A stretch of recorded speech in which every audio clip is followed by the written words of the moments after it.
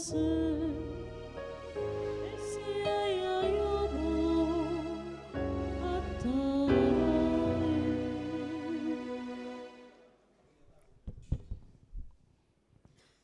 Mesdames et messieurs, chers frères et sœurs, bienvenue à vous tous à la conférence convoquée par l'Association des leaders et entrepreneurs chrétiens du Cameroun. Nous vous déclinons le programme. Nous arrivons depuis 9 heures. Nous aurions dû commencer à 10 heures, mais à cause des questions de logistique, merci de votre bienveillante compréhension pour ce grand retard. Donc tout de suite, il y aura d'abord la prière. Après la prière, le mot de bienvenue dit par le représentant de son Excellence, Monseigneur Jean Mbarga, archevêque métropolitain. Après le mot de bienvenue, il y aura donc la leçon inaugurale que nous donnera la sœur docteur Madeleine Ova.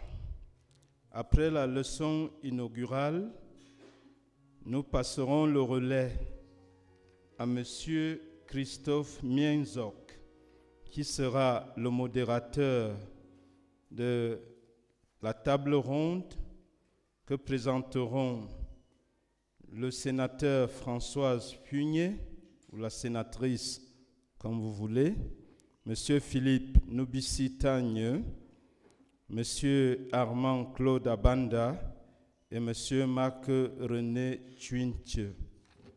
Après cette table ronde conférence, il y aura un espace pour des questions, après quoi le mot de fin du modérateur et la prière de clôture des activités. Sans plus attendre, levons-nous donc et offrons au Seigneur cette journée précieuse.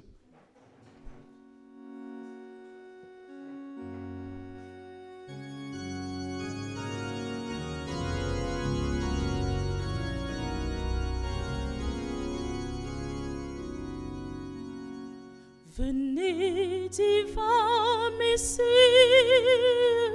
nous rendre espoir et nous sauver. Vous êtes notre vie. Venez, venez, venez. Venez, divin Messie, nous rendre espoir et nous sauver. Vous êtes notre vie. Venez, venez, venez. Ô Fils de Dieu,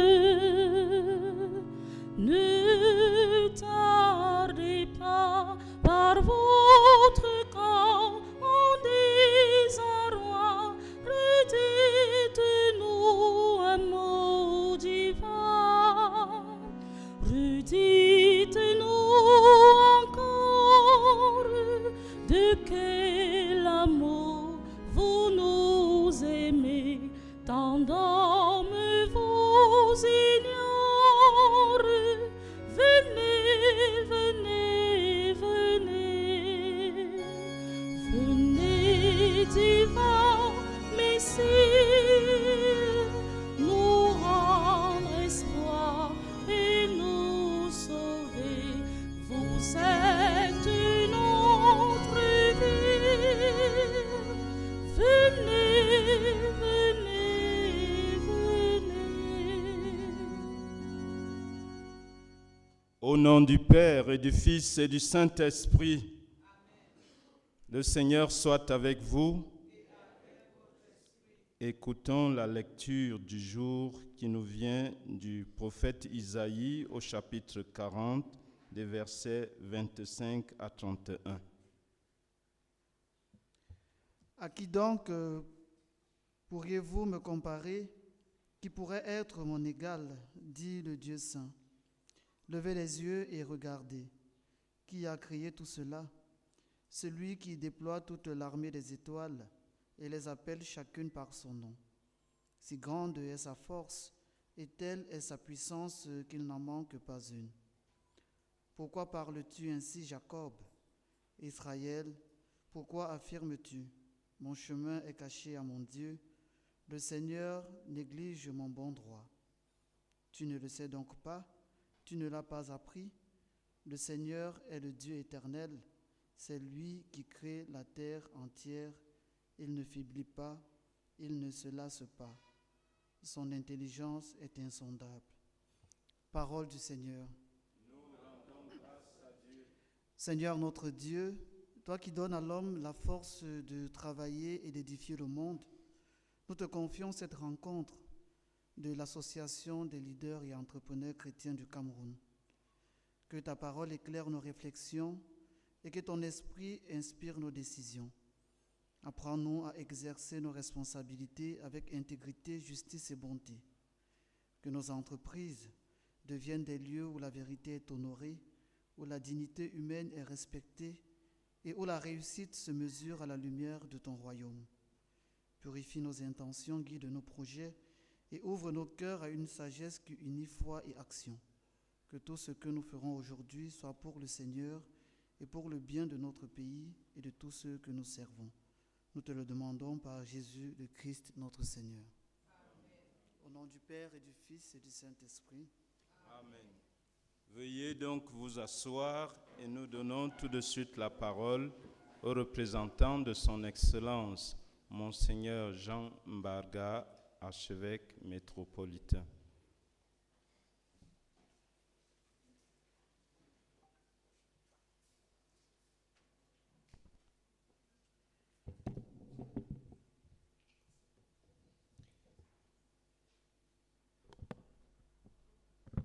Excellences, Mesdames et Messieurs les membres de l'ALJEC, chers panélistes, chefs d'entreprise, universitaires, consacrés, chers frères et sœurs.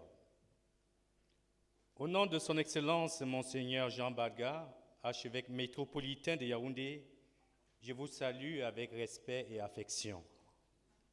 Je vous remercie d'avoir répondu à l'invitation de cette année jubilaire de l'espérance chrétienne, qui n'est pas une simple date sur un calendrier ecclésial, mais une visitation de l'intérieur.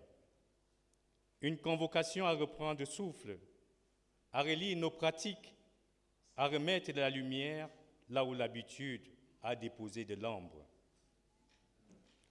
Peut-on faire les affaires à la lumière de l'éthique chrétienne selon la Bible? Le thème qui nous rassemble ne relève pas d'une curiosité d'auditoire. Il touche le nerf de notre vie commune. Car l'économie porte des visages. Elle décide si un père peut payer une scolarité, si une mère peut soigner un enfant, si un jeune peut croire en son avenir, autrement que par le Canada, le désert ou l'exil. Elle décide aussi si la société respire la confiance ou si elle s'asphyxie dans la suspicion. Permettez-moi de déjouer un malentendu fréquent. On croit que la Bible ne sait parler d'économie qu'avec l'accent de l'interdit, comme si la foi devait rester hors des marchés et des bilans. Or, l'argent, avant d'être un chiffre, est un lien. Le mot crédit vient de credere, qui signifie croire. L'histoire l'atteste. Dans l'Italie du XVe siècle, quand l'usure étranglait artisans et petits commerçants, naissent les mondes de piété, forme de crédit solidaire destinée à protéger le travail sans étouffer l'initiative. L'Écriture se tient dans cette ligne. Elle honore le travail et l'organisation, et elle démasse ce qui défigure l'homme, l'avidité qui détruit la fraternité, la corruption qui viole la justice, la prédation qui transforme le prochain en marchepied. Dès les premières pages, Dieu confie à l'homme un mandat sobre et immense, cultiver et garder. Deux verbes qui contiennent toute une civilisation. Cultiver, ce n'est pas exploiter. Garder, ce n'est pas posséder jalousement. Cultiver, c'est rendre la terre féconde. Garder, c'est protéger la vie, veiller sur le jardin et donc sur l'humain qui y travaille. Le travail, dans la Bible, n'est pas une punition, c'est une vocation. Il est participation à l'œuvre créatrice. Produire, transformer, inventer, organiser, tout cela peut devenir un lieu de sainteté à condition que l'homme n'y perde pas son âme. La sagesse biblique est d'une étonnante précision lorsqu'elle touche à l'économie. La loi d'Israël encadre le désir, moins pour étouffer la liberté que pour sauver la relation. Le sabbat, par exemple, est une théologie du frein. Il rappelle que l'homme ne se réduit pas à sa productivité et que le monde n'est pas une machine à profit. Puis vient l'horizon du jubilé, avec la remise des dettes, la réparation des déséquilibres, la possibilité de recommencer. C'est une pédagogie de l'espérance sociale. Même le glanage, ce droit discret laissé aux pauvres, inscrit dans le champ une place pour celui qui n'a pas de champ. Et lorsque la fraude se glisse dans les balances, la parole s'enflamme. Une balance fausse est en horreur au Seigneur, dit le livre des Proverbes. Les prophètes, eux, dénoncent ce qui écrase le faible, ceux qui truquent, ceux qui achètent le pauvre pour une paire de sandales. Autrement dit, la Bible n'est pas muette devant les mécanismes qui fabriquent la misère. Arrive l'Évangile et l'on découvre que Jésus parle très souvent d'argent, non parce qu'il l'adore, mais parce qu'il sait que sa puissance est spirituelle. L'argent est un excellent serviteur et un terrible maître. Jésus avertit, on ne peut pas servir Dieu et maman. Mais il ne dit pas, fuyez l'activité économique. Il dit, ordonnez-la. Voyez Zachée. Il ne change pas d'abord d'adresse, il change d'abord de pratique. Son salut commence par la conversion de son métier. Restitution, justice, réparation. Et le Seigneur résume l'ordre intérieur. Cherchez d'abord le royaume. Le royaume ne supprime pas le reste, il en rectifie la place. Si je devais offrir à notre réflexion une image centrale, ce serait celle très exigeante de la parabole des talents. Le talent n'y est pas une petite aptitude, c'est un capital considérable. Un maître confie, s'absente, puis revient demander des comptes. Et l'Évangile, ici, ne flatte ni la paresse, ni la libye. Il bénit la fécondité, mais il condamne la stérilisation. Enterrer le talent, c'est refuser d'entrer dans la logique de la responsabilité. C'est immobiliser ce qui devait servir. C'est protéger sa réputation au prix de l'infertilité. Or, le royaume de Dieu n'est pas la religion de l'enfouissement. Il est la grâce qui met au travail. Et son Excellence, Monseigneur l'archevêque, aime souvent à le dire. Dieu est le premier entrepreneur. Dieu est le premier ingénieur. Cette parabole nous donne une grammaire très concrète pour l'éthique des affaires. D'abord, elle rappelle l'intendance. Nous ne sommes pas des propriétaires ultimes. Dans la tradition biblique, la propriété n'est jamais absolue. Elle est relative à une mission. Le chef d'entreprise, le gestionnaire public, l'investisseur, le banquier, le commerçant, tous, à des degrés différents, administrent quelque chose qui les dépasse. Des capitaux, des vies, des temps, des familles. Cette conscience change tout. Elle retire à l'argent son absolu et elle rend au prochain son poids. Ensuite, elle établit la redevabilité. Le maître revient.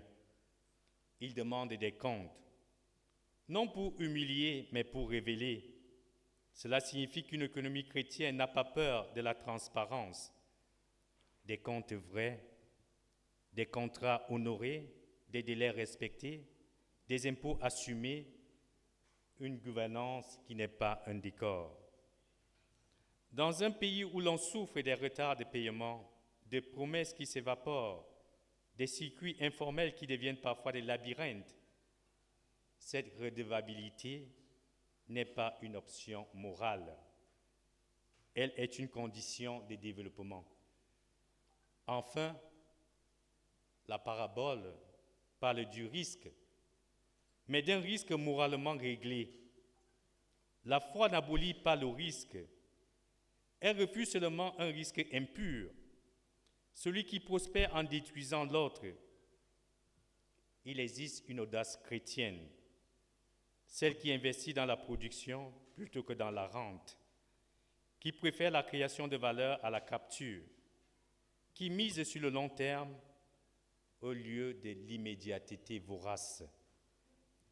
Et il existe une prudence chrétienne, celle qui refuse des facilités de la corruption, parce qu'elle sait qu'un pot de vin n'est jamais un détail.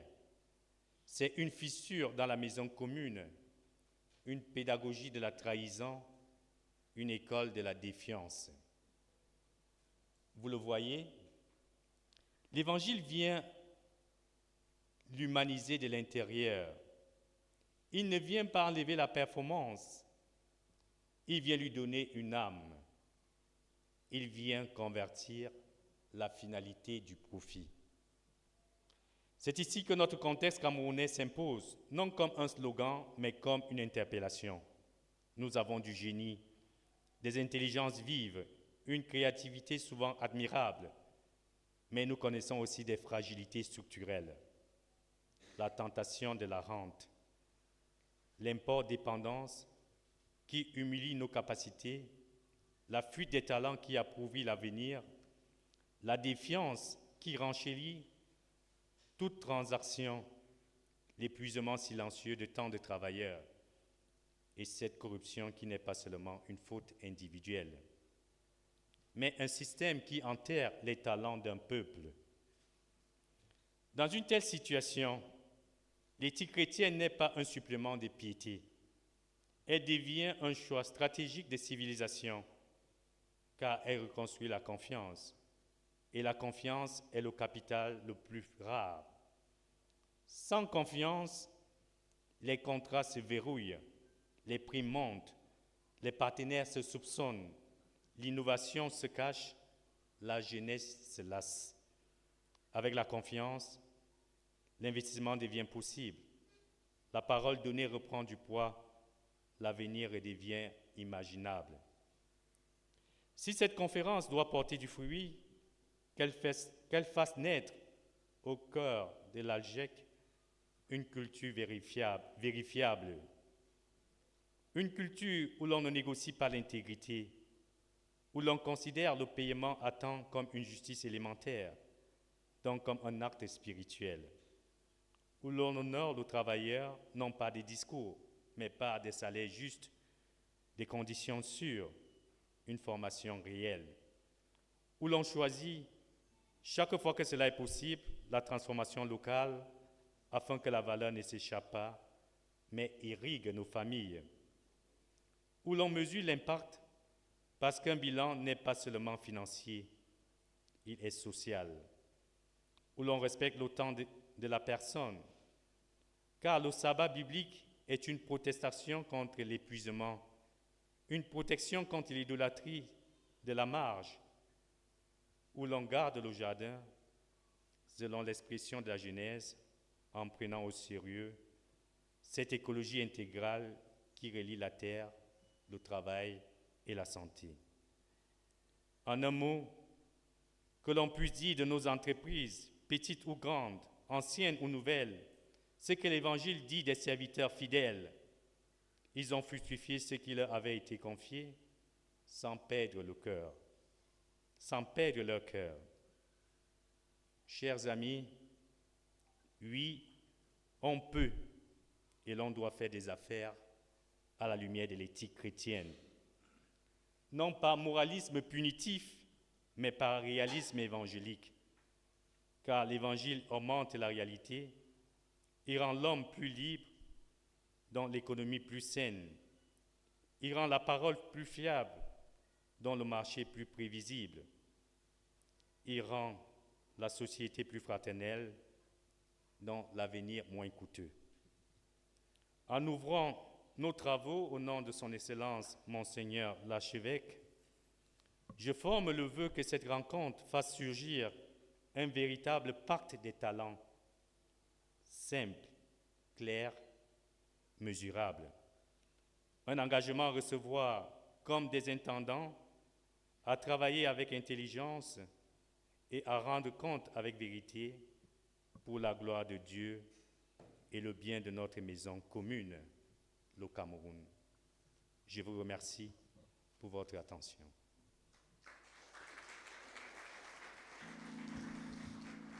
Avec une adresse de bienvenue si intense, avant d'introduire la sœur Madeleine pour la leçon inaugurale, soufflons un peu pour digérer cette grande adresse de Monseigneur l'archevêque.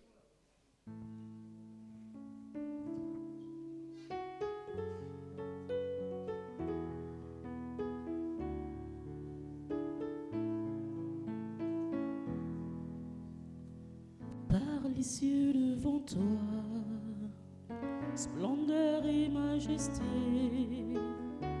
par l'infiniment grand, l'infiniment petit,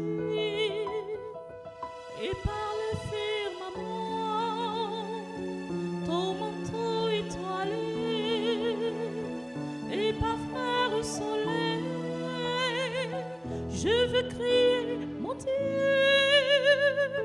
Tu es grand, tu es beau, Dieu vivant, Dieu très haut, tu es le Dieu d'amour. Mon Dieu, tu es grand, tu es beau, Dieu vivant, Dieu très haut, Dieu présent en toute création.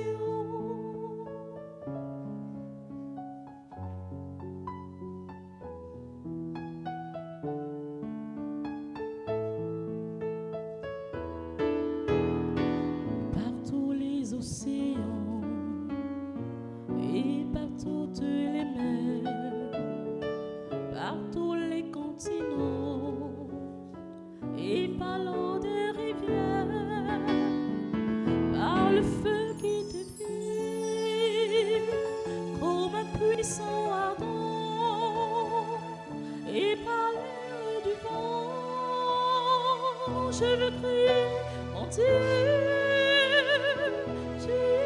Tu es beau, Dieu vivant, Dieu très haut, tu es le Dieu d'amour. Mon Dieu, tu es grand, tu es beau, Dieu vivant, Dieu très haut, Dieu présent en toute création. Applaudissons encore pour l'abbé Théodore Mbarga, représentant de l'archevêque et qui est dans le corps enseignant de l'Unicasti. Merci mon Père. À présent, nous introduisons celle qui nous donnera la leçon inaugurale de cette conférence. Nous rappelons que nous allons plancher, réfléchir sur le thème bien choisi qui est fort à propos. Peut-on faire les affaires à la lumière de l'éthique chrétienne selon la Bible, selon la doctrine de l'Église?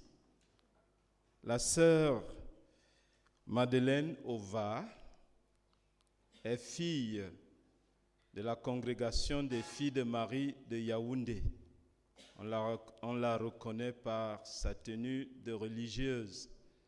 C'est la première congrégation formée par nos pères dans la foi, Monseigneur René Graffin, qui ayant senti la nécessité d'avoir un clergé et des témoins de la foi locaux, les prêtres et les religieuses, et dont le père de la congrégation des filles de Marie de Yaoundé. La sœur Madeleine est enseignante à l'université catholique, sans citer explicitement sa thèse, mais elle a travaillé sur des questions d'écologie, de gouvernance, des questions de la relation entre la théologie et l'écologie. Donc, ma sœur, merci pour votre disponibilité. Elle vient de Bolova, du diocèse de Bolova, où elle a été envoyée en mission par sa congrégation. Donc, la sœur nous vient du diocèse de Bolova et s'est mise à notre disponibilité pour nous dire ce que nous devrions apprendre et comprendre, nous qui nous déclarons chrétiens et qui voudrions vivre de la foi, de l'espérance et de la charité dans notre façon d'être, être homme, être humain. Donc, ma sœur, vous avez la parole.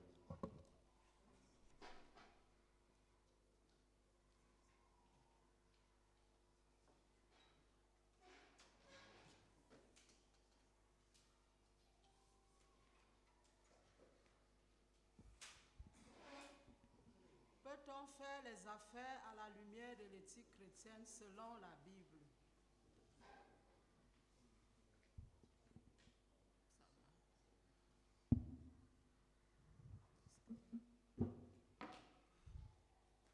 Peut-on faire les affaires à la lumière de l'éthique chrétienne selon la Bible? En l'année du jubilé de l'espérance décrété par l'Église, nous voulons en ce jour rendre grâce à Dieu pour tous les entrepreneurs chrétiens, pour tous les hommes et toutes les femmes d'affaires qui professent leur foi au quotidien dans l'exercice de leur business. Peut-on faire les affaires à la lumière de l'éthique chrétienne selon la Bible? En d'autres termes, peut-on conjuguer vertu chrétienne et business? Le monde des affaires peut-il s'accommoder à la vision chrétienne? Notre communication aura 3 articulations. La première, l'entrepreneur, homme d'espérance. La deuxième, la vertu chrétienne dans le business. La troisième, quelques principes de l'éthique chrétienne dans les affaires. L'entrepreneur chrétien, homme d'espérance. Je voudrais ici louer, féliciter, encourager, reconnaître le courage, la résilience, l'espérance du leader chrétien. L'espérance ici entendue comme le fait de croire en ce dont on n'est pas certain. Cette force qui nous donne de rester positif, même quand les indicateurs sont au rouge, même quand tout semble impossible, même quand les horizons sont fermés, même quand le contexte économique est difficile, le climat des affaires morose. Le leader chrétien reste debout. Il croit dur comme fer en un avenir meilleur. Il espère comme Abraham, notre père dans la foi, espérant contre toute espérance. L'entrepreneur chrétien s'arme de courage et recommence une autre affaire. ils signent des contrats, même quand parfois ils souffrent d'insomnie, de pics de tension, d'angoisse existentielle. Alors que le monde des affaires l'admire et pense qu'il possède beaucoup d'argent, que tout va bien, qu'il roule carrosse, il doit garder la tête haute, espérer toujours contre toute espérance. Il doit redonner le sourire aux familles par les salaires, les dons, les conseils, leur offrir un cadre propice au travail, se sacrifier. Malheureusement, parfois et souvent, il fait face à l'ingratitude de ses collaborateurs. Mais même en face de cette ingratitude, il continue à leur faire confiance. Au milieu de tout cet environnement difficile, comment rester vertueux? Comment garder la vertu? Nous passons au deuxième point. La vertu chrétienne dans le business.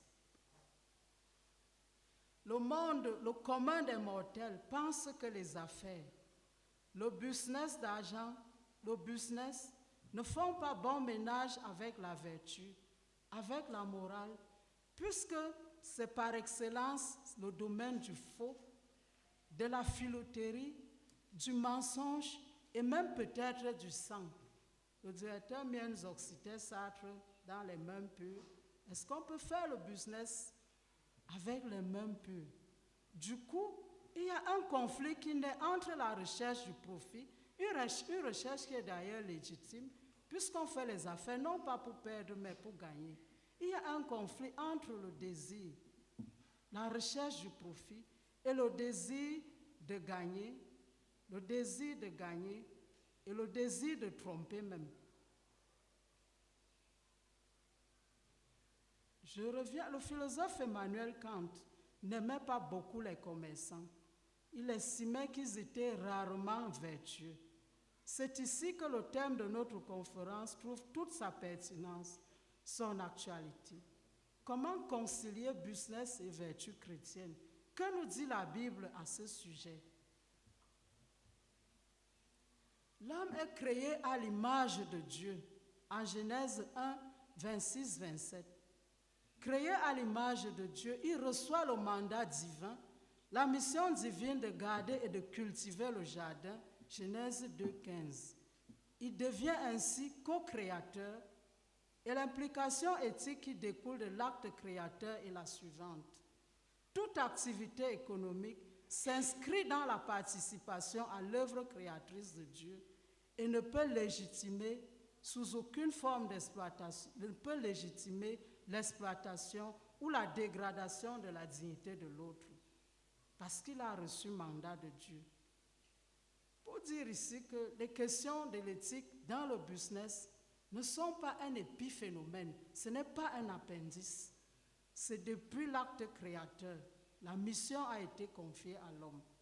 Cet éclairage fort de l'anthropologie biblique change toute la vision du commun des mortels et bouscule toutes nos conceptions erronées d'un business sans éthique. Aristote disait d'ailleurs que l'éthique même c'est la clé de la prospérité. On pense toujours que quand on fait le faux, on gagne plus, pourtant on perd, on ne gagne pas. Parce que la nature sait reprendre ses droits.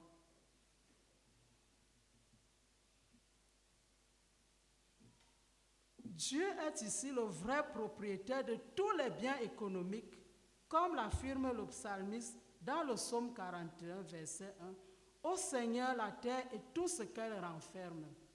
Et Saint Jean Chrysostome viendra renchérir. L'or et l'argent appartiennent à Dieu. L'or et l'argent appartiennent à Dieu. Le commun des mortels a pensé que les affaires d'or, les affaires d'argent, c'est pour le connu. C'est faux. L'or et l'argent appartiennent à Dieu. Si donc tout appartient à Dieu, les leaders chrétiens, les entrepreneurs sont alors de simples intendants. Ils sont des coopérants à l'œuvre de Dieu. Ils ont des comptes à lui rendre sur la manière avec laquelle ils auront géré les biens à eux confiés. Dès lors, l'implication éthique nous interdit d'exploiter l'ouvrier, de pratiquer l'injustice et d'abuser du pauvre. En un mot, l'éthique chrétienne dans les affaires nous prescrit la règle d'or. Tout ce que vous voudrez que les autres fassent pour vous, faites-le pour eux. Matthieu 7, 12. En clair, l'éthique chrétienne dans les affaires, dans le business, n'est pas un épiphénomène. Elle s'inscrit en droite ligne dans les préceptes bibliques. En voici quelques-uns. Donc, c'est le deuxième point. La dénonciation des pratiques économiques injustes. Les prophètes condamnent la falsification des balances. Nous sommes là dans Michée 6, 10 à 12. La manipulation des marchés et les spéculations hasardeuses. Nous voyons aussi Amos, qui est d'ailleurs le prophète de la justice, Amos 8, 4 à 6. L'enrichissement illicite au détriment des faibles, Isaïe 1, 23.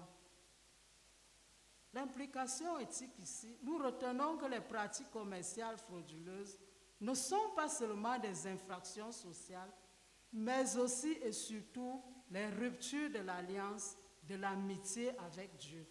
Et c'est même la définition du péché. Lorsqu'on rompt l'amitié avec Dieu, on parle du péché.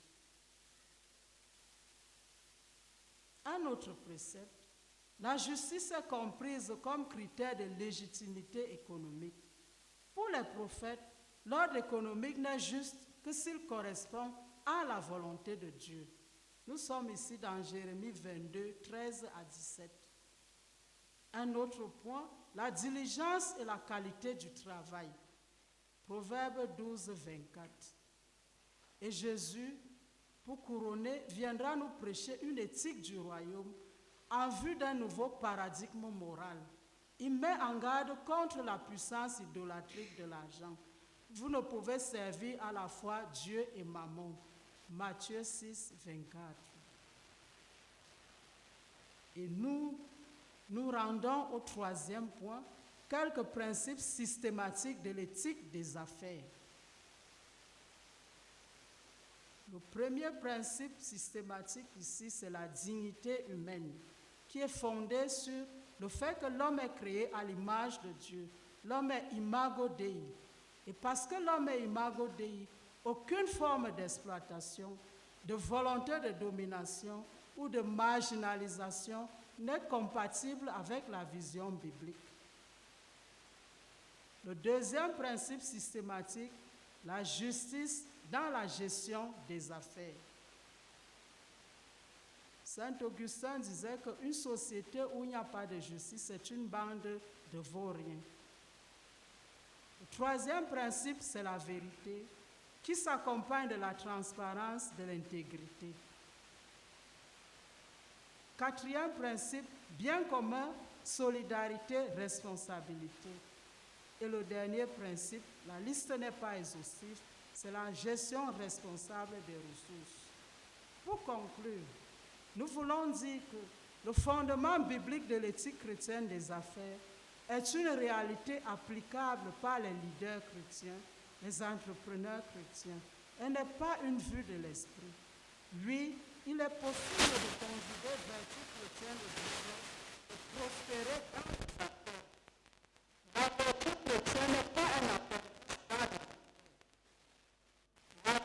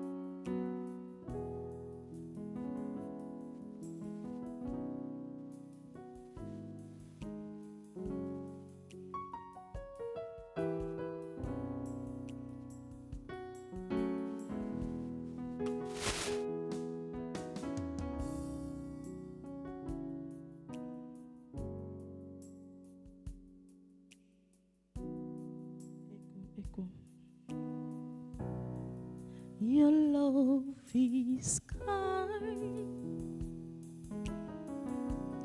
Your love is patient.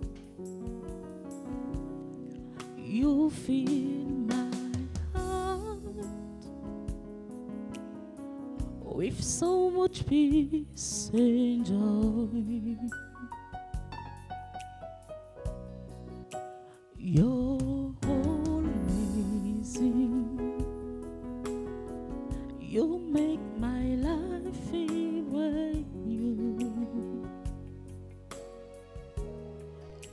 You're amazing. You make my life feel brand new. Jesus, you love me too much, oh, too much, oh, too much, oh, excess love, oh. Jesus, you love me too much, oh, too much, oh, too much, oh, excess love, oh. Your love is kind. Your love is patient. You fill my heart with so much peace and joy. You're amazing. You make my life feel brand new. You're amazing. You make my life feel brand new. Jesus, you love me too much, oh, too much, oh, too much, oh, excess love, oh. Jesus, you love me too much, oh, too much, oh, too much, oh, excess love, oh. Thank you for Jesus too much, oh, too much, oh, too much, oh, excess love, oh. Thank you for Jesus too much, oh, too much, oh, too much, oh, excess love, oh. Jesus, you love me too much, oh, too much, oh, too much, oh, excess love, oh.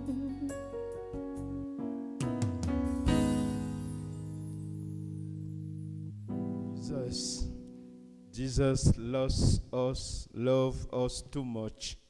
Merci à cet intermède musical. Merci à la révérende sœur Madeleine Nova qui nous a situé son propos en 3 grands points. Tout d'abord, qu'est-ce que c'est que l'homme d'affaires chrétien? L'homme d'affaires chrétien, à l'exemple d'Abraham, faisant entièrement confiance à Dieu, doit vivre de foi, d'espérance et d'amour. Deuxièmement, quelle serait la ligne directrice de l'homme d'affaires chrétien? L'homme d'affaires chrétien devrait tabler sur la dignité humaine, sur la justice et bien d'autres points que la sœur a relevés. Et finalement, le dernier point, en quoi est-ce que l'homme d'affaires chrétien serait différent de tous les autres hommes d'affaires? C'est parce qu'il met au centre de son affaire, il met au centre de son business, eh bien, la figure centrale de l'être humain dont la dignité n'est pas négociable. Applaudissons encore pour la sœur Nous allons à présent passer, après cet apéritif et cette entrée, au plat de résistance de notre journée. Je ne présenterai pas Monsieur Christophe Miezok, que l'on connaît. Il n'est plus à présenter. Je le prie lui-même de présenter les différents intervenants, mais nous sommes heureux que ce soit lui qui modère cette table ronde parce qu'il a plusieurs étiquettes. Bien sûr, c'est le communicateur que nous connaissons à travers le petit écran, mais nous découvrirons qu'il est homme d'affaires, qu'il est politicien et bien d'autres étoiles que vous-même vous découvrirez. Merci, Monsieur Christophe, pour la modération de notre conférence. Peut-on faire les affaires à la lumière de l'éthique chrétienne selon la Bible, selon l'enseignement de l'Église? Vous avez la parole, Monsieur le modérateur.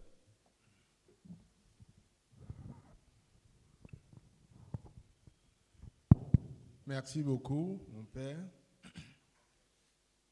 Bonjour à tout le monde. Je dois m'effacer devant les panélistes. Je ne serai que un modeste passeur de plats, un médiateur. Je remercie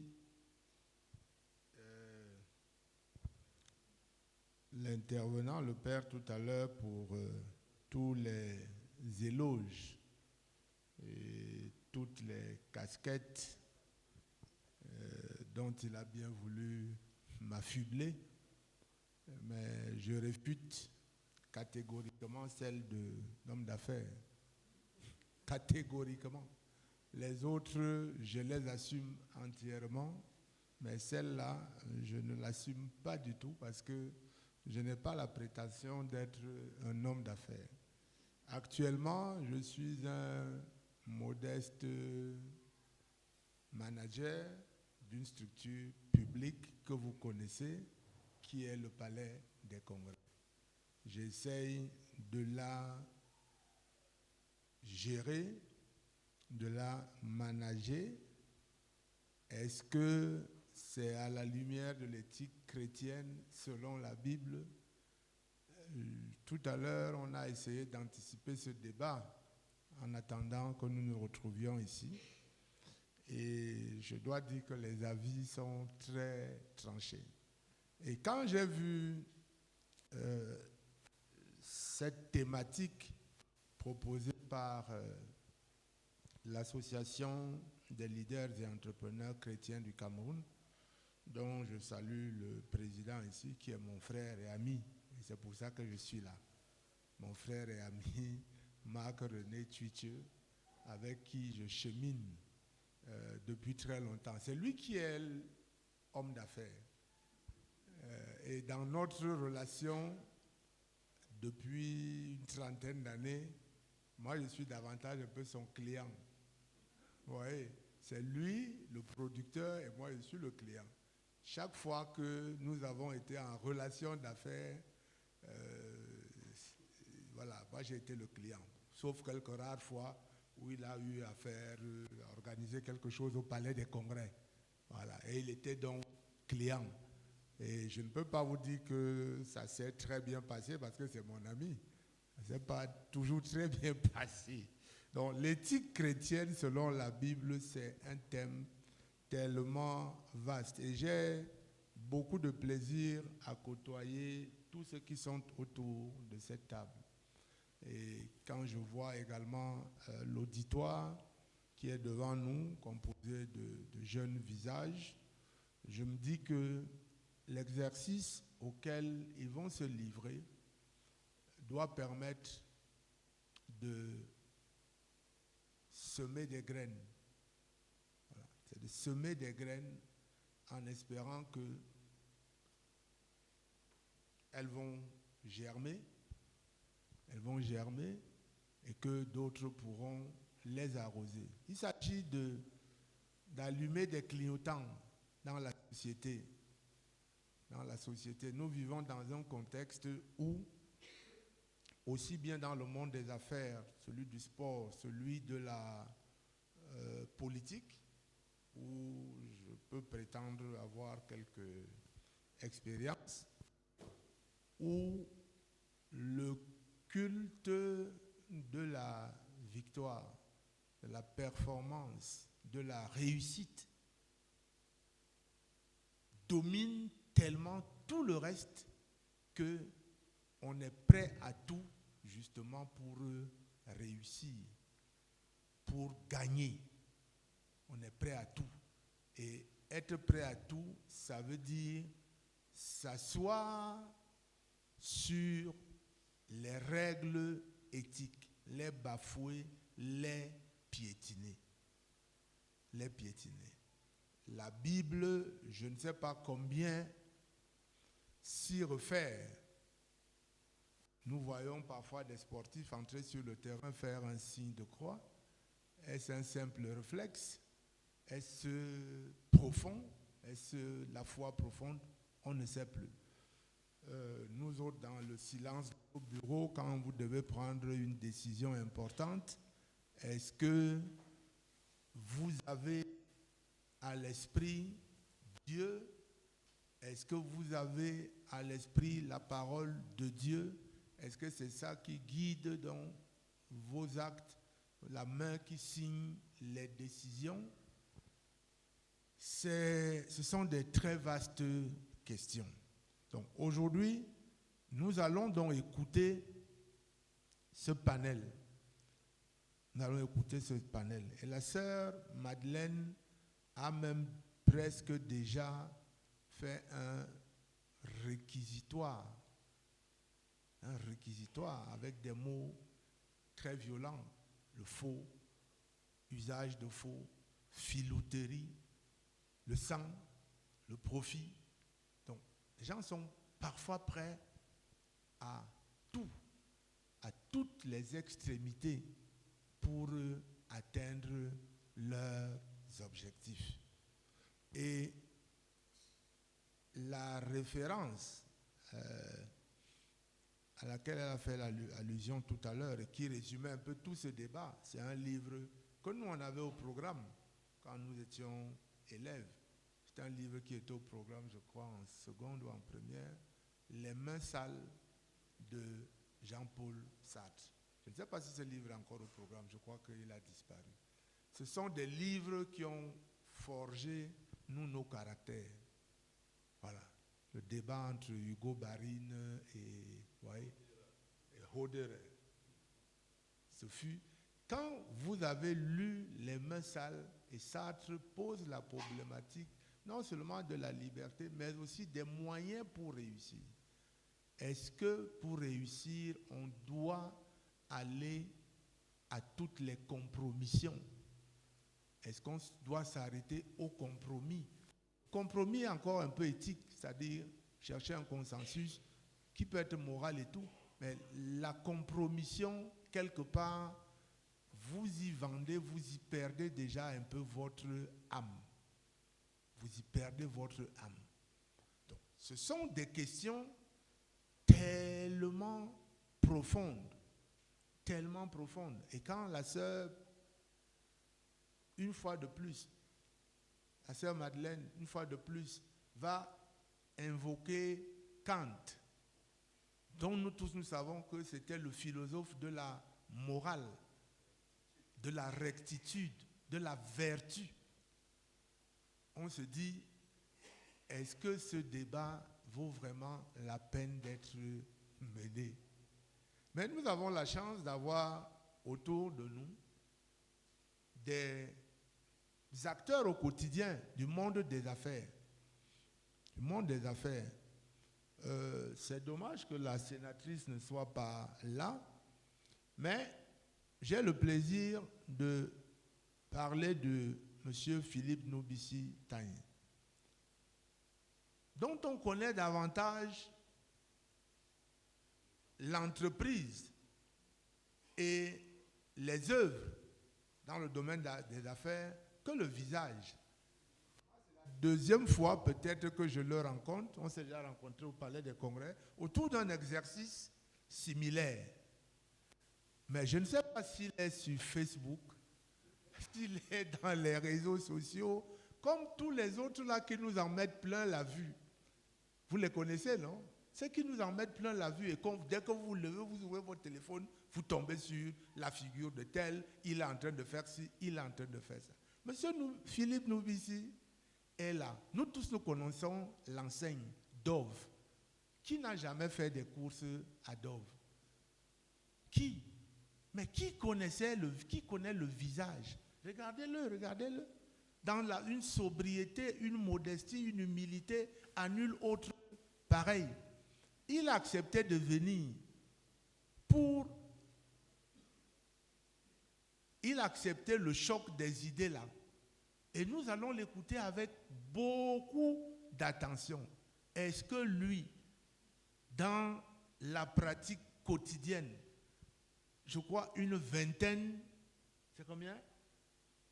19, non? 29, plus d'une vingtaine de magasins, de supermarchés Dove.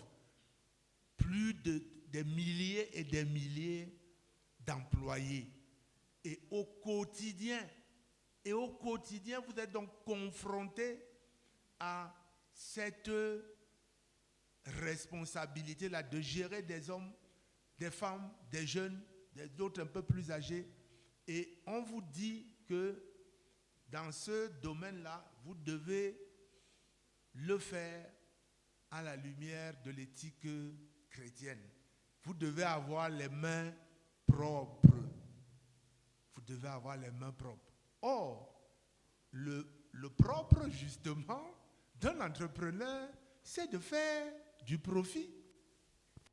Est-ce qu'il peut faire du profit en respectant toutes les règles là? C'est-à-dire que et les impôts, et la CNPS, et c'est toute la réglementation là, et toutes les tentations qu'il y a dans ce domaine pour ici réduire les coûts et là maximiser les gains et les profits. Donc vous êtes tout le temps sur une corde raide et on va les écouter. Donc, Monsieur Philippe Noubissi Taïen, j'aurais bien voulu l'avoir ici parce que c'est mon frère, Monsieur Armand Claude Abanda, qui est le représentant résident de l'IAI au Cameroun et qui a fait un livre que nous tous nous connaissons, Fils de prélat, qui posait déjà aussi une certaine problématique et une éthique dont je ne parlerai pas puisqu'il n'est pas là. Mais il est représenté ici par Mme Amougou Mireille pour le compte de l'IAI Cameroun. Et nous aurons également le plaisir d'écouter donc, le président de l'ALEC, Association des leaders et entrepreneurs chrétiens du Cameroun, Marc-René Tuiche, qui lui-même est un opérateur économique qui fait dans l'imprimerie. Dans l'imprimerie, qui a une imprimerie qui gagne des marchés. Peut-on gagner des marchés au Cameroun? La manière la plus propre. Moi, directeur général du Palais des Congrès, je peux y répondre un peu. Bon, on n'en a pas beaucoup, hein, mais est-ce qu'on peut faire des marchés? Ceux qui donnent et ceux qui sollicitent les marchés, est-ce que ça se passe toujours proprement? Est-ce que ça se passe, quelqu'un peut-il jurer la main sur la Bible? Puisque nous parlons de Bible, quelqu'un peut-il jurer la main sur la Bible que tout ça se passe à la lumière des Saintes Écritures? Voilà un peu le rôle qui est le mien aujourd'hui, c'est de planter ce décor et de préparer les uns et les autres à prendre la parole. Et c'est surtout eux qu'on va écouter. Je ne sais pas quel est le temps que vous nous avez alloué. Moi, j'avais une autre obligation à 13h, parce qu'on aurait dû commencer à 11h. Je viens déjà un peu de prévenir que je serai en retard là-bas. Donc, on va essayer de faire en sorte que chacun parle. Donc, monsieur le PDG de Dove va commencer. Ensuite, nous allons donner la parole à Madame Amougou Mireille. Et puis, le président de la LEC s'offrira qu'il parle en dernier, mais ce ne sera pas pour moi qu'il dira des choses encore plus intéressantes. Donc, voilà, mesdames et messieurs, Combien 15 minutes, d'accord. Voilà un peu le décor et l'objet de notre présence ici aujourd'hui. Je voudrais, pour terminer, remercier donc le président pour l'honneur qu'il m'a fait. Et moi, je suis impatient d'écouter parce que je veux aussi apprendre comme vous. Je vais apprendre comme vous. On part du principe que tout ce que je sais, c'est que je ne sais rien. On va donc écouter les acteurs qui sont là. Monsieur Philippe Nobisitaïen, merci d'être là. Je vous donne la parole.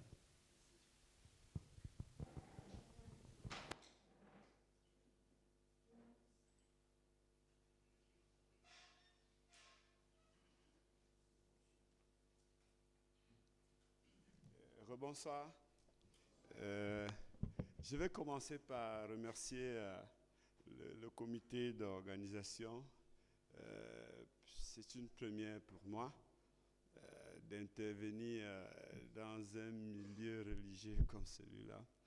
Je présume que la qualité de l'éducation qu'il donne ici, très souvent est perçue comme, on va dire quoi, anachronique, totalement contraire à celle que nous vivons et pratiquons au quotidien. Donc, prendre le risque qu'on se choque, et c'est quand même quelque chose d'appréciable.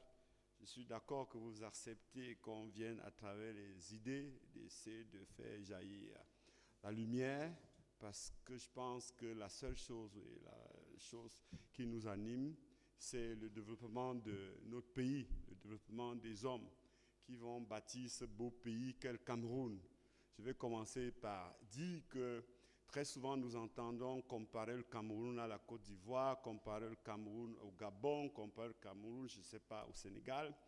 Mais en réalité, on doit s'intégrer que si on compare le Cameroun à un pays moins que l'Espagne, c'est une faute. Parce que le Cameroun a peut-être plus de choses que l'Espagne, peut-être comme l'Italie, et là, ça va commencer à devenir raisonnable. Et si vous le comparez à l'Italie, vous commencerez à vous voir comme vous êtes normalement. Est-ce qu'on est suffisamment fort ou faible? Est-ce qu'on travaille suffisamment pour mériter la place que Dieu a prévue pour nous? Donc, intégrons que le Cameroun a le même niveau, minimalement le même niveau que l'Italie ou l'Espagne. Et donc, on doit travailler pour ressembler l'Italie ou l'Espagne dans un avenir proche et pas le Sénégal ou la Côte d'Ivoire. Je commencerai mes propos par fixer Dieu et le business. Certains savants ont dit que Dieu est une puissante substance et que les hommes sont des micro-substances. Donc, pas de visage, il est l'alpha et l'oméga, il est tout à la limite. Il a fixé le cap. Si vous comprenez Dieu, vous comprendrez le business. Vous serez plus étonné de ce qu'on ait quelques petites tricheries dans le business. Dieu n'a pas prévu qu'une seule chose sur cette terre soit absolument bonne. Aucune, même pas l'eau. Buvez tout de suite 9 litres d'eau ou 10 litres, vous mourrez. Il n'a pas prévu qu'une seule chose soit absolument bonne. D'ailleurs, j'aime cette chanson biblique qui dit « Si la graine de blé tombée à terre refuse de mourir, la moisson de l'espoir des hommes ne pourra jamais fleurir. » Ça veut dire que Dieu a prévu même que la vie réside dans la mort, qu'il faut accepter de mourir pour vivre. Et conséquence, nous ne devons pas être effrayés des petites difficultés que nous trouvons sur notre chemin tous les jours, parce que ce n'est pas nous qui les fixons, c'est Dieu lui-même qui l'a fixé. C'est lui qui a fait le jour et la nuit, c'est lui qui a fait l'homme et la femme, c'est lui qui a encore fait Jésus et le diable. Si vous enlevez Dieu et le diable, il paraît que Jésus risque de disparaître, donc les deux cohabitent. D'accord? Si vous enlevez le mot nuit, le mot jour disparaît. Conséquence, il n'y a que de bons business.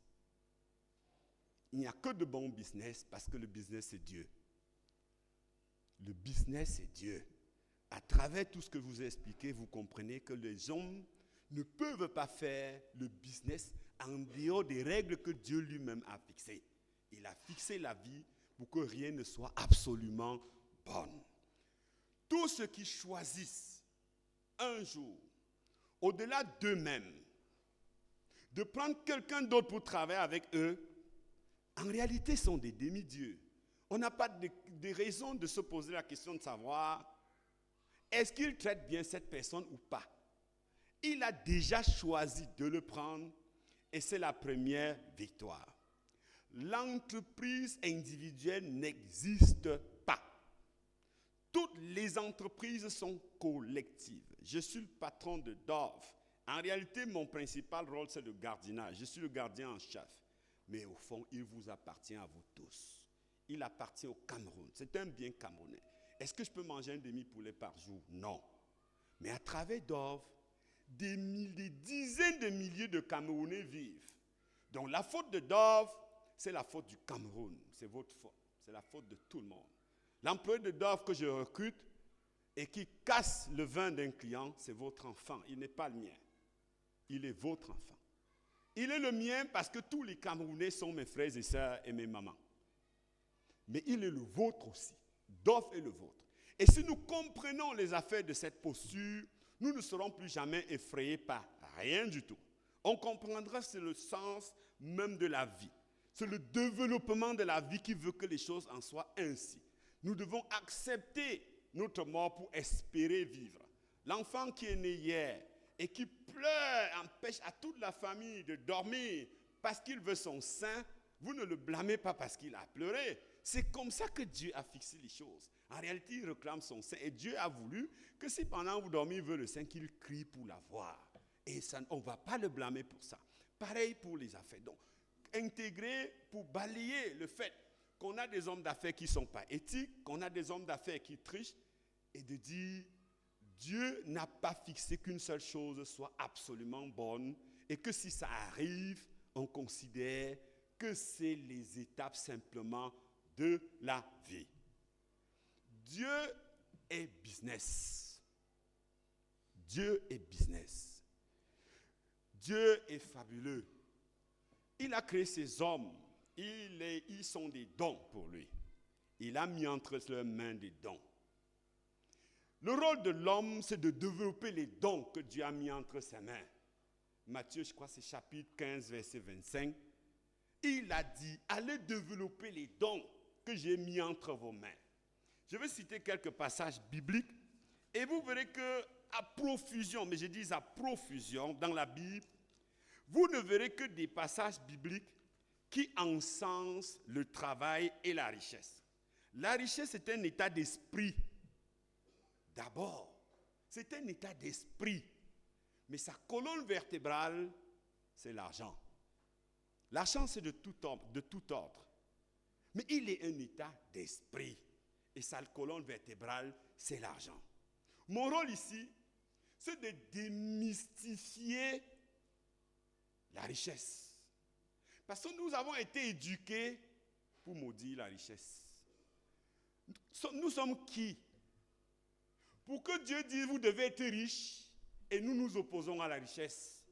Nous sommes qui pour que quelqu'un de riche nous crée à son image et que nous contestons cette image-là? Nous sommes Dieu. Je vous ai dit qu'il est une puissante substance et que nous sommes des micro-substances. Nous sommes ses enfants. Il nous a fait à son image riche. On a dit l'or c'est Dieu, donc l'or c'est nous. On a dit l'argent c'est Dieu, oui, donc l'argent c'est nous. La pauvreté est une insulte à la dignité humaine. Une grosse insulte à la dignité humaine. Dieu n'a pas fait son enfant pour qu'il devienne pauvre. Il nous a fait riches. Nous devons assumer notre place vis-à-vis de lui, le Père, et tout faire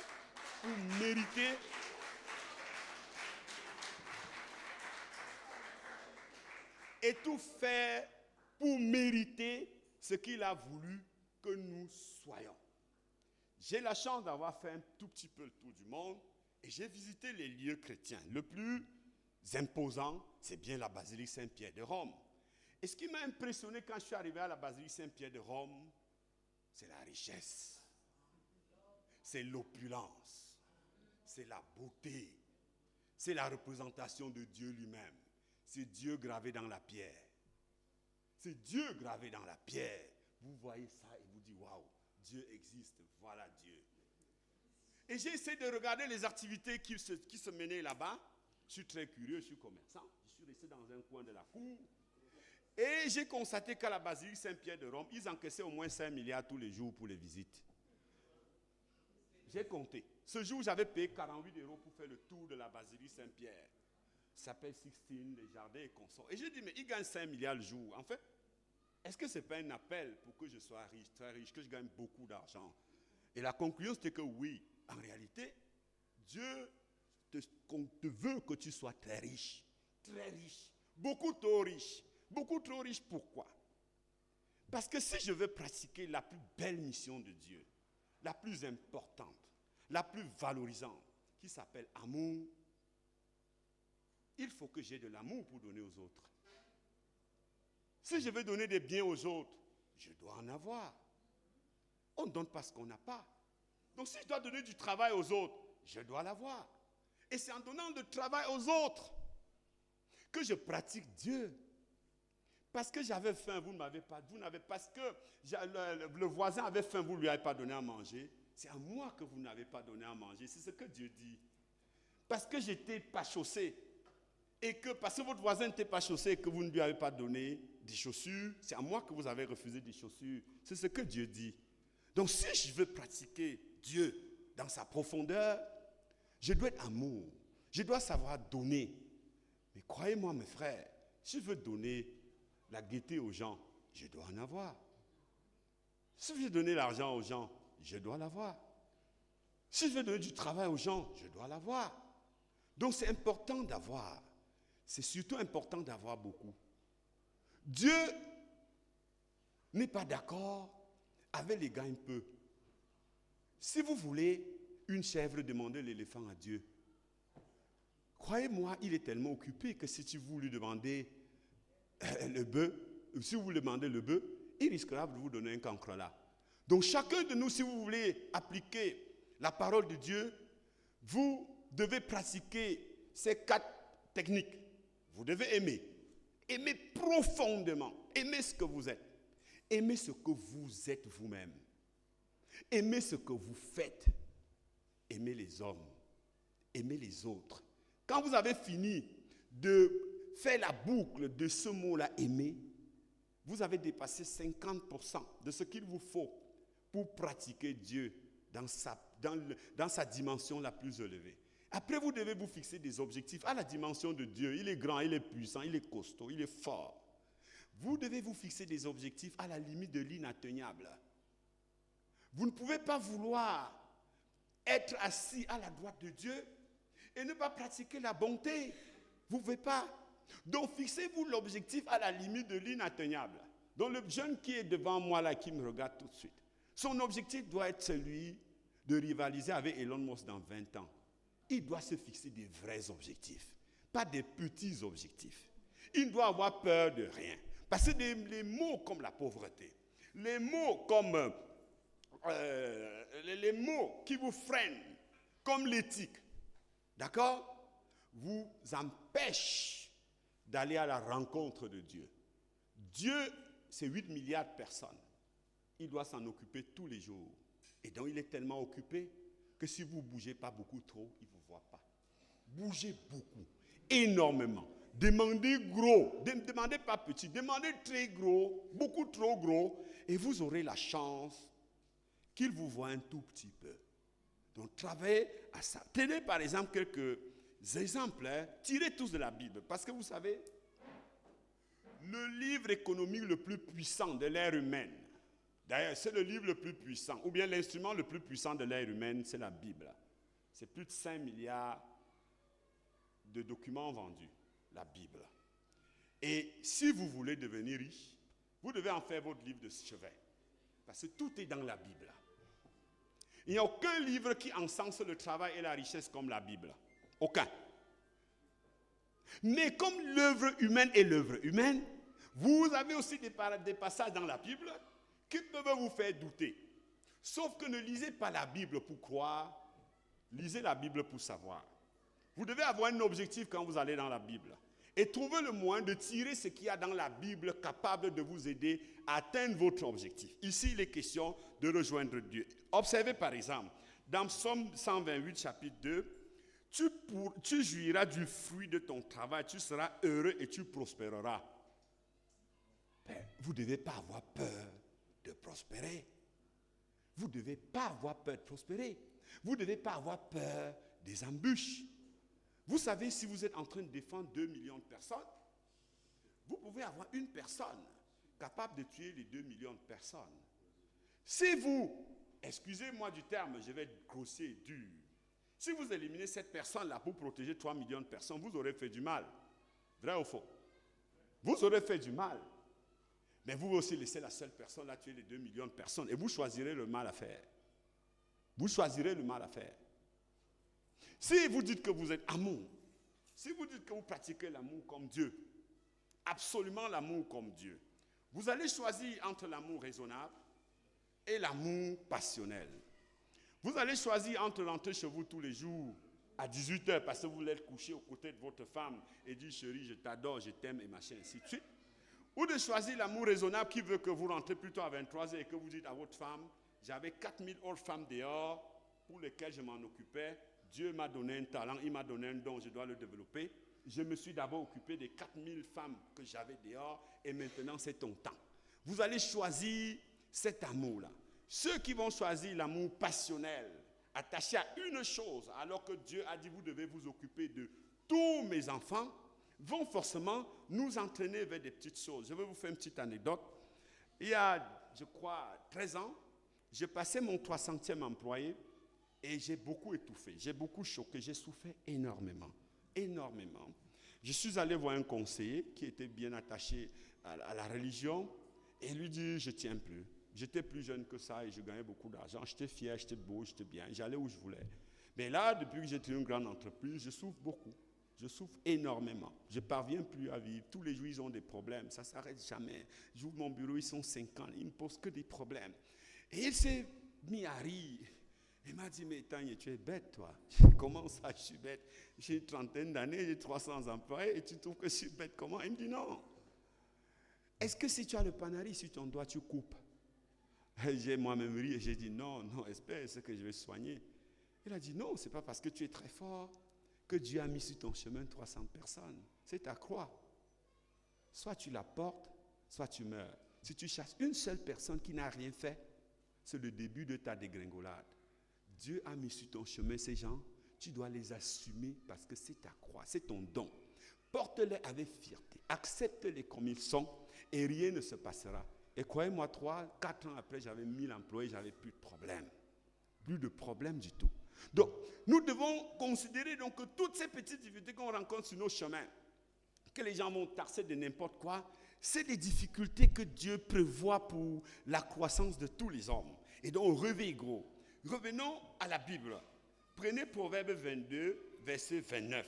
Si tu vois un homme habile dans son travail, il se tient avec les rois. Le travail bien fait élève un homme. Et je vous dis, vous rentrez dans la Bible, vous trouverez des dizaines et des dizaines et des dizaines de versets de ce type qui encensent le travail, qui encensent la richesse, et vous serez convaincus que la seule chose à faire sur cette terre, pour glorifier même Dieu, c'est de travailler et de devenir riche. Parce que quand je viens ici, l'objectif pour moi ici, c'est de ressortir ici avec des âmes milliardaires. Parce que ça commence par la croyance, croire qu'on peut devenir riche. D'accord?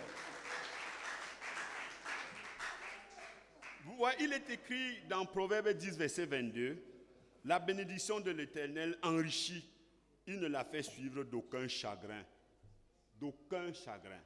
Mais alors, d'aucun chagrin. Croyez-moi, quand j'ai dit tout à l'heure, la pauvreté est une insulte à la dignité humaine. Je sais très bien que dans la Bible, il est écrit « Heureux les pauvres d'esprit, car ils iront au royaume des cieux. » Je vous ai dit, la Bible, c'était un livre. Et comme ils m'ont appelé ici, c'est qu'ils ont accepté qu'on peut choquer un tout petit peu. Je choisis que toutes les parties de mon corps soient pauvres, mais pas mon esprit. Je choisis que toutes les parties de mon corps soient pauvres, mais pas mon esprit. Parce que tout part de l'esprit. Tout part de l'esprit. C'est peut-être très philosophique, mais quand je parle à ma mère en consamba, elle ne comprend pas. Elle comprend qu'on a dit que non, si tu vends tous tes coqs, tu partages, tu iras au royaume des cieux. Quand je lui dis que non, si tu as 3 coqs, tu n'as pas encore le droit de donner à quelqu'un, il faut que tu aies 20 coqs et que tu commences à donner, parce que quand vous avez planté une graine, elle se consomme d'abord, elle consomme tout ce qu'elle a, elle consomme seule tout ce qu'elle a, et c'est qu'elle a commencé à produire des fruits qu'elle redistribue aux autres. Est-ce qu'elle va comprendre quand je lui dis heureux les pauvres quand elles iront au royaume des cieux dans mon sens? Elle va dire non, ce n'est pas toi qui m'as dit, c'est le pasteur qui m'a dit. Et donc, je pense avec des débats comme ceux-ci, notre Église, qui est le premier formateur, doit trouver les moyens pour qu'on arrive à travers eux à fabriquer des milliardaires, les milliardaires d'esprit, les milliardaires d'argent, les milliardaires de tout, pour tirer toute notre nation vers la prospérité. Parce qu'en réalité, Dieu, comme j'ai dit, est une puissante substance, il n'est pas visible, on ne le touche pas, mais nous devons le refléter. Nous devons le refléter à travers ce qu'on fait. Nous devons le refléter à travers le travail qu'on fait. Nous devons le refléter à travers l'impact qu'on a sur la société. Parce qu'en réalité, vous ne devenez trop riche que quand vous fabriquez beaucoup de riches autour de vous. C'est une règle en or. Si on vient vous dire que quelqu'un est devenu trop riche et que tout le monde est pauvre à côté de lui, non, ça ne tient pas beaucoup. Tous les très gros riches ont beaucoup de riches autour d'eux. Sinon, ils ne peuvent pas grimper. Ce n'est pas possible. Donc, mettez-vous au travail, tous les jeunes qui sont là, rêvez de richesse, rêvez de beaucoup de richesse. Sachez que si vous voulez vraiment être auprès de Dieu, vous devez être riche.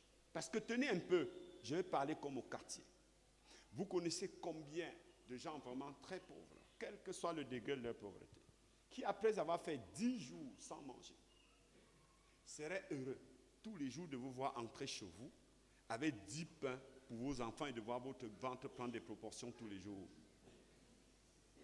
J'ai comme l'impression que le malheur est dans la pauvreté, qu'il faut combattre la pauvreté. Il faut combattre la pauvreté par tous les moyens. Nous devons tous nous liguer contre la pauvreté. On doit tout faire. 2 minutes pour conclure. On doit tout faire pour ne produire que des riches. Et donc je vais citer quelques passages encore de la Bible. Il y en a énormément. Et je pense que quand vous allez rentrer à la maison, vous allez relire votre Bible là, et découvrir que tout ce que je vous explique là est dans la Bible. Tenez par exemple, il est écrit dans la Bible, c'est un don de Dieu qu'un homme puisse jouir de ses richesses. C'est un don de Dieu. Dieu vous a donné, Dieu a fait de vous son don, il a mis entre vos mains des dons. Vous devez multiplier ces dons pour faire sa volonté. Vous ne devez avoir aucun scrupule à ce que les gens vous disent votre don est propre ou sale. Travaillez parce qu'il n'y a rien de totalement propre, il n'y a rien de totalement sale, même pas la mort. Travaillez, les problèmes arriveront, vous les résolverez. Peut-être même que vous tomberez sur une embûche exogène, c'est-à-dire qui ne dépend pas de vous. Vous les résolvez. Vous avez fait un péché, vous viendrez demander pardon à Dieu, mais continuez à travailler tous les jours pour être meilleur et à l'image de Dieu. Merci. Merci infiniment. Merci infiniment, Monsieur le Président, Directeur Général. Je crois qu'on peut vous écouter pendant des heures. Et c'est un discours qui est très motivant, entraînant. Et tout à l'heure, j'avais l'impression d'écouter également un pasteur. Et je vous découvrais donc ces talents de pasteur. Et tout au long de votre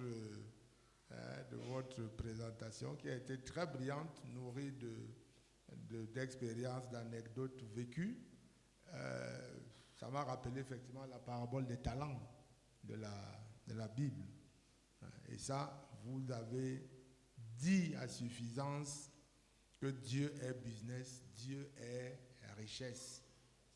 Et que la Bible, qui contient à peu près tout, devrait être le livre de chevet des businessmen. Et je crois que dans les échanges tout à l'heure, certainement beaucoup vont encore vous interpeller. Et moi, je vous remercie parce que vous avez conclu par la nécessité du travail. Il faut travailler. Et c'est Monseigneur Jean Zoa, ça m'est venu en tête tout à l'heure. Monseigneur Jean Zoa aimait dire que pour donner, il faut avoir. Et pour avoir, il faut travailler. Ça, c'était vraiment une maxime de Monseigneur Jean Zoa. Hein? Son évangile à lui. Voilà. Donc, mais je suis un peu resté sur ma faim. Personnellement, peut-être dans les questions, j'y reviendrai pour dire ce qui, voilà, comme beaucoup d'autres, hein, mais l'exposé en soi, il s'est beaucoup nourri et inspiré de la parole biblique. Il a tellement de références sur la Bible et qui vont dans le sens de son argumentaire. Et cet argumentaire se tient. Donc, merci. Nous allons passer la parole à Madame Amougou, Mireille, qui est donc la représentante de M. Armand Claude Abanda, qui, comme vous le savez, est le représentant résident de l'IAI au Cameroun.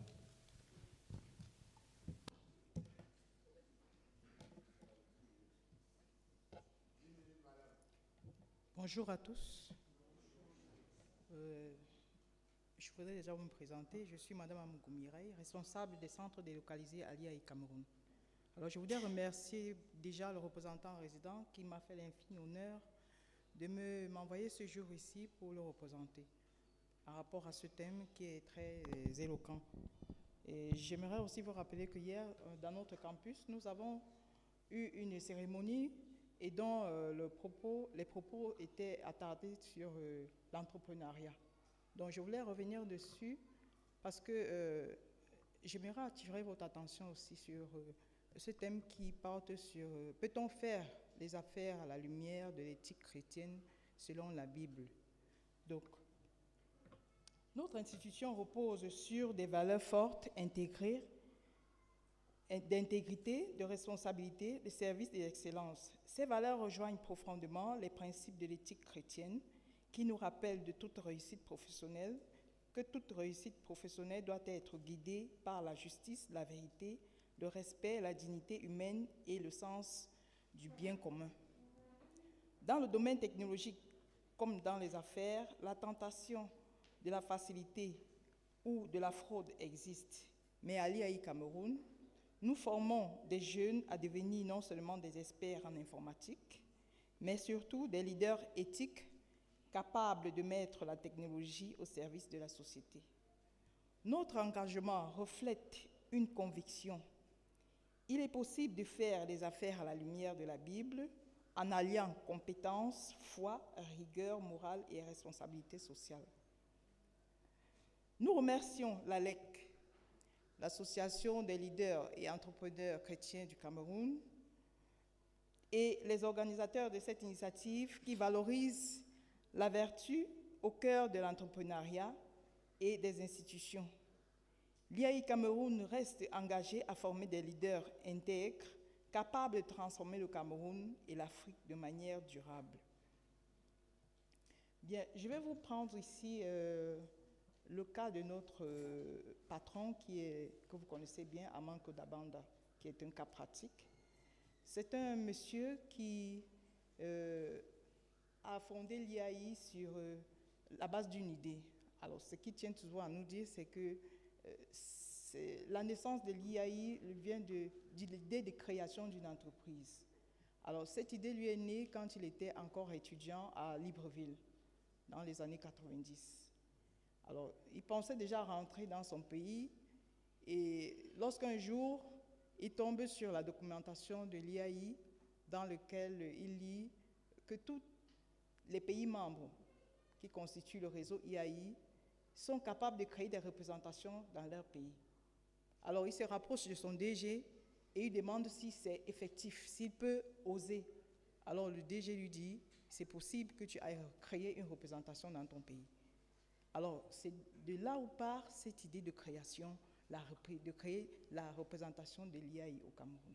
Alors il part de ce pas sans moyens, sur la base de cette idée de création de l'entreprise. Comme il aime bien le dire, il est arrivé au Cameroun avec une somme de 3 500 dans ses bagages.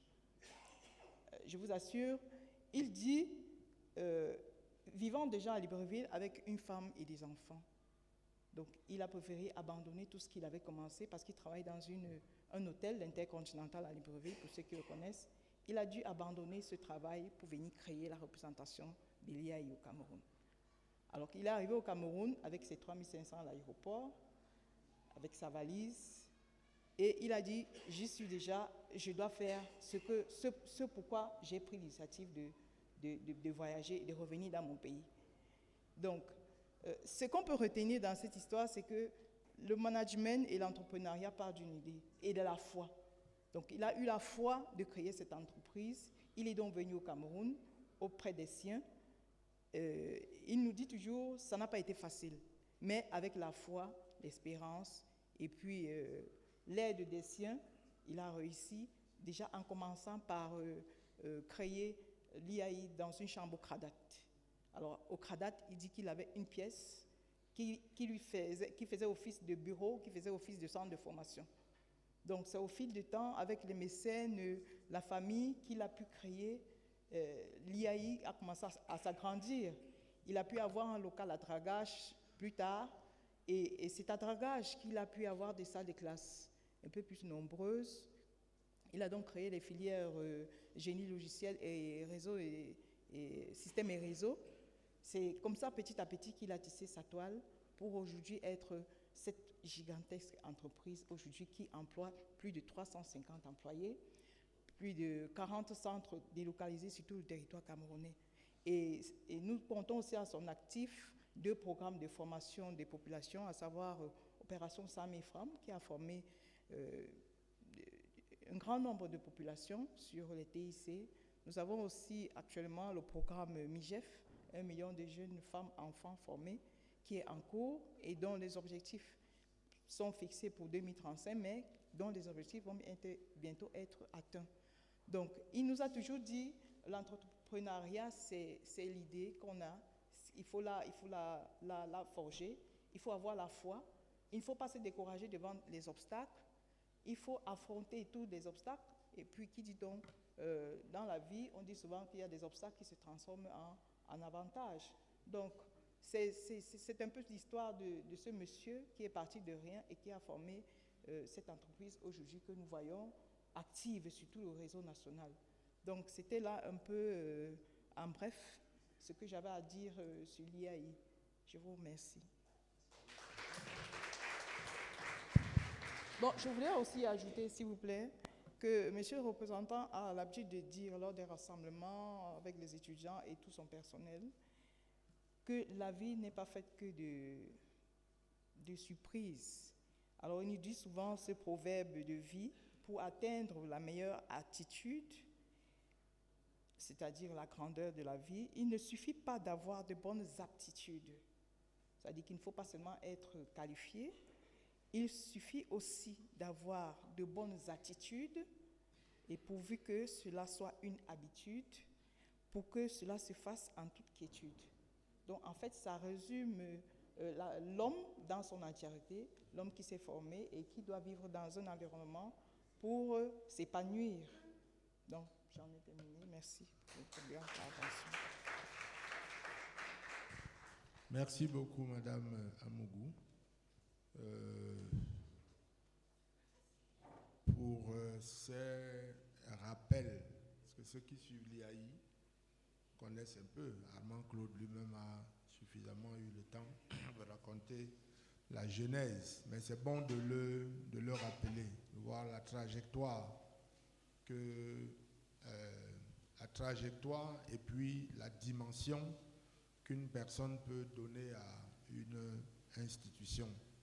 Et tout ça sous la, on va dire, la lumière de l'éthique. Maintenant, nous allons passer la parole à Monsieur le Président de l'ALEC pour son mot.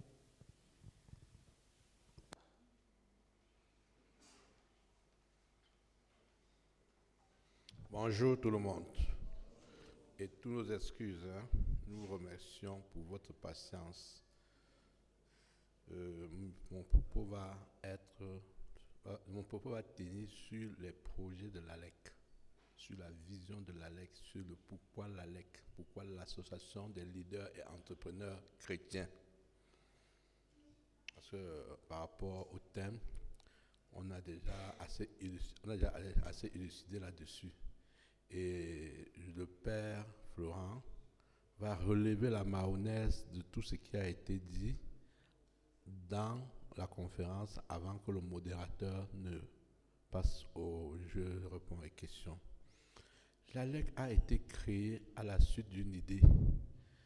L'idée par laquelle les entrepreneurs et leaders chrétiens doivent se réunir, doivent échanger.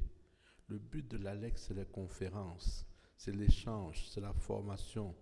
C'est-à-dire que c'est donner la vie aux entrepreneurs, c'est vous donner l'espoir, c'est vous faire croire, vous faire comprendre que tout est possible. J'ai passé une journée au campus de l'IA hier, j'étais parti pour 10 minutes, je suis resté toute la journée quand j'ai vu un entrepreneur parler. Quand j'ai vu un entrepreneur galvanisé faire la leçon inaugurale à Claude Abanda, vraiment, je pense que quand un enfant sortira de l'IAI, ce sera seulement pour aller créer son entreprise. Maintenant, l'ALEC, nous avons une fêtière qui est l'Union internationale des associations patronales chrétiennes, l'UNIAPAC.